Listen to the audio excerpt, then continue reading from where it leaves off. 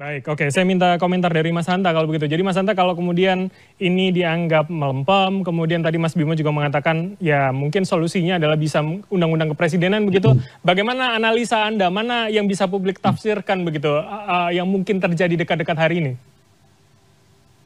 Ya, pertama Bram, kita menghormati, mengapresiasi dan sekaligus menghormati pilihan politik dari pihak yang kalah dalam Pilpres atas kekecewaan katakanlah berbagai catatan dari 0103 melalui jalur konstitusional. Jadi menggugat dalam bahasa hukum atau melawan dalam bahasa politik melalui dua instrumen, yaitu di MK yang kemarin sudah ada putusannya, sudah final mengikat. Yang kedua bisa juga melalui hak angket. Dan itu memang cara konstitusional, terlepas nanti sukses atau tidaknya dalam koridor demokrasi. Itu poin pertama. Saya kira jalan konstitusional. Yang kedua, kalau kita mulai masuk bicara konteksnya hak angket, memang hak angket ini tidak sulit untuk mengajukannya karena syaratnya hanya 25 anggota terdiri dari 2 fraksi minimal. Tapi apakah itu akan sukses dibawa ke paripurna karena syaratnya harus 50% plus 1, ini yang sulit. Kalau kita misal bicara tentang relevansinya, konteksnya, waktu yang semakin sedikit, mungkin bukan itu substansinya dari sisi Mas Aryo Bimo. Tapi paling penting ini harus diusung. Tapi saya ingin hendak menyampaikan data peta politiknya ini sangat sulit, tidak hanya hari ini. Kalau saya ditanya oleh Bram, sejak sebelum MK, berarti 2 bulan, 3 bulan lalu ketika setelah pemilu, setelah Pilpres, kemudian isu itu digulirkan 2 bulan, saya sudah mengatakan hak angket, mohon maaf saya mengatakannya adalah layu sebelum berkembang. Okay. Sulit sekali itu. Kenapa? Karena petanya bagi PD Perjuangan oke, bisa, tapi ini butuh kekuatan politik yang lebih berat lagi ketimbang sebelumnya bagi PD Perjuangan. Gerilya politiknya harus lebih besar, lebih kuat, lebih masif lagi. Karena kita tahu partai-partai sudah mulai bermain mata, tanda petik ya, sudah punya agenda politik sendiri, sudah mulai ada rute politik yang kemudian mulai move on untuk melihat peta-peta baru, potensi-potensi pemerintahan ke depan. Nah, karena itu, kalau petanya hari ini saya ingin sampaikan, mungkin bukan pemilihan Prabowo, pada pemerintahan Jokowi per hari ini, di atas kertas memang 90% kekuatannya, hanya PD Perjuangan yang tidak ada menterinya di dalam kabinet hari ini. Okay. Tapi sebenarnya secara realistis sudah terbelah. Ada 4 yang di dalam pemerintahan, tapi yang 4-nya di luar. Nah, kalau kita lihat datanya, Bram, data kalkulasi petanya, 4 partai yang berada di koalisi Indonesia Maju itu, KIM itu Gerindra, Golkar, PAN, dan Demokrat, itu total 45% kursinya sekarang ini kekuatannya. Nah, tetapi dengan kemungkinan Partai Nasdem sudah membuat statement yang cukup jelas ya, tidak up to date lagi atau kurang relevan, meskipun belum tentu dalam pemerintahan. Tetapi menurut saya Partai Nasdem lah partai yang paling progresif, kemungkinan paling dekat. Pak Surya Paloh, Ketua Umum Partai Nasdem, sudah bertemu dengan Pak Jokowi, sudah bertemu dengan Pak Prabowo, itu tidak dimiliki oleh partai lainnya. PD Perjuangan baru ada isu-isu atau wacana menginisiasi mempertemukan Pak Prabowo dan Ibu Mega, tapi belum tentu terrealisasi. Mungkin terrealisasi, tapi Jokowi sangat sulit sekali. PKB sampai hari ini belum, apalagi PKS. Jadi menurut saya ditambah Nasdem saja, itu sudah sulit untuk mencapai 50% kekuatan di parlemen. Apalagi secara waktu. Yang menarik bagi saya adalah partainya, koalisinya atau Pak Prabowo, yang menarik kenapa? Sepertinya yang paling dibidik, ada 2 kekuatan di 01-02, king dan queen maker yang penentu sangat kuat, pernah Pak Surya Paloh, yang kedua Ibu Mega. Kalau 2 ini bisa bertemu dengan Pak Prabowo, maka itu sepertinya target utama Pak Prabowo. Bertemu Pak Surya Paloh sudah, dengan Ibu Mega belum. Nah, ini dipandang perlu karena kalau berhasil bertemu dengan Ibu Mega dalam waktu dekat, jangankan hak angket, dia akan Pak Prabowo mendapatkan 3 sekaligus. 1, pesan rekonsiliasi nasionalnya terjadi, cair, tidak ada lagi 01-02, paling tidak dalam persepsi publik. Kedua, semakin kuat kekuatan pendukung pemerintah, pemerintahan baru, stabilitas politik ya semakin melebar. Dan yang ketiga, bandul koalisi semakin bisa dikendalikan oleh Pak Prabowo. Kalau orang-orang kuat tambah selain Pak Jokowi dan SBY, ternyata ada Ibu Mega atau Pak Surya Paloh. Jadi menurut saya ingin mengatakan, mohon maaf ke Mas Aryo Bimo, dari sisi konstitusional kita harus hormati, ini hak konstitusional, PD Perjuangan sudah benar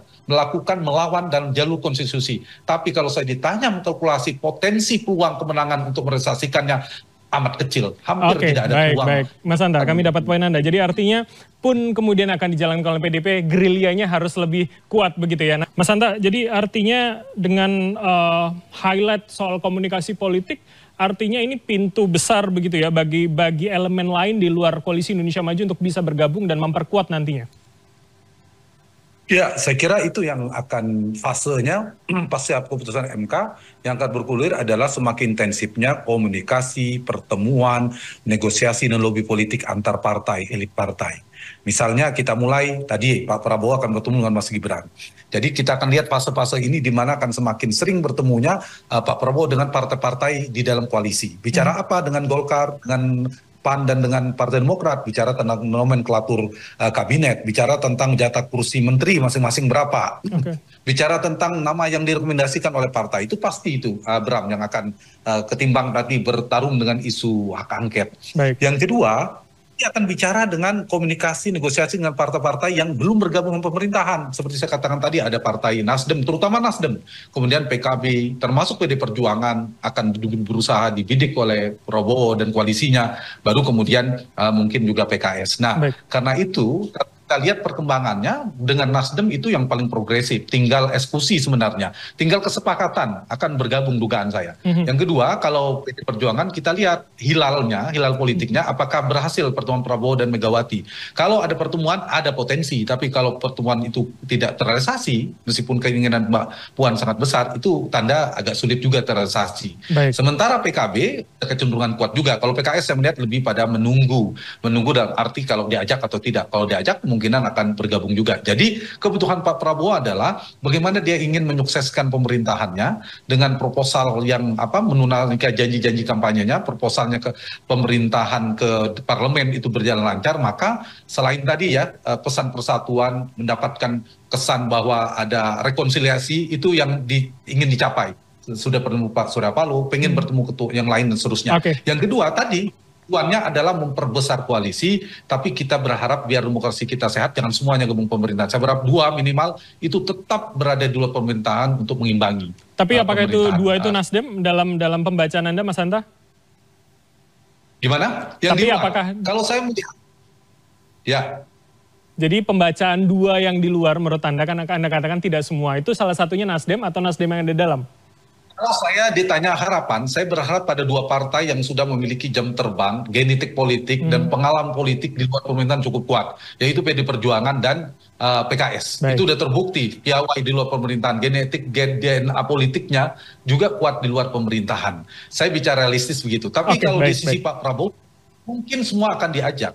Yang mungkin akan diajak, kalau dari sisi saya, Partai Nasdem dan PKB, terutama Nasdem itu paling mungkin dan paling akan diajak dalam pemerintahan. Silakan tanya ke Pak Sekjen. Baik, langsung kita. Kalau saya tanya peluangnya mungkin sudah 80% akan gabung di dalam pemerintahan. Kalau PD Perjuangan saya masih 50-50, masih 50%. Kalau Partai Nasdem udah mendekati 90% lah, kira-kira gitu, Pak Arianto Kasdi.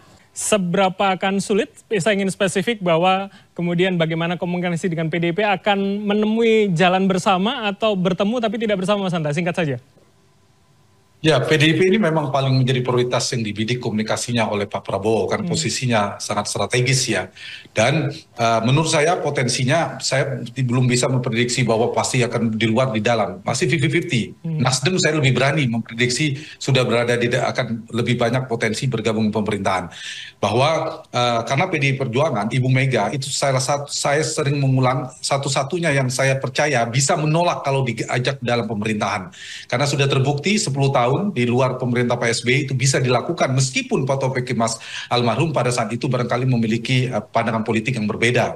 Nah, saat ini tergantung Ibu Mega akan mengulang seperti pemerintahan Pak SBY atau mungkin seperti aspirasi yang saya baca, keinginan atau gestur politiknya Mbak Puan mungkin lebih bernegosiasi akomodatif dengan pemerintahan. Kita tidak tahu seperti apa ujungnya. Tapi pertemuan, kalau saya ditanya mungkinkah pertemuan Ibu Mega dan Prabowo terwujud, menurut saya jauh lebih berpotensi ini terrealisasi ketimbang pertemuan Ibu Mega dengan Pak Jokowi per hari ini. Kalau pertemuan dengan Pak Jokowi, saya memprediksi amat sangat sulit sekali per hari ini datanya. Nah, tapi Mas Hanta, waktu kita sudah habis, jadi artinya potensi bertemu dengan seorang Prabowo Subianto. Kalau PDIP nggak jadi masuk, maka posisi tawar Nasdem naik. Begitu PD Perjuangan uang ingin masuk dalam pemerintahan, Nasdem akan melemah potensi. Baik, Mas Hanta, kami dapat poin Anda. Oke, saling mempengaruhi begitu ya. Kami publik akan tentu akan melihat bagaimana dinamika ke depan. Terima kasih.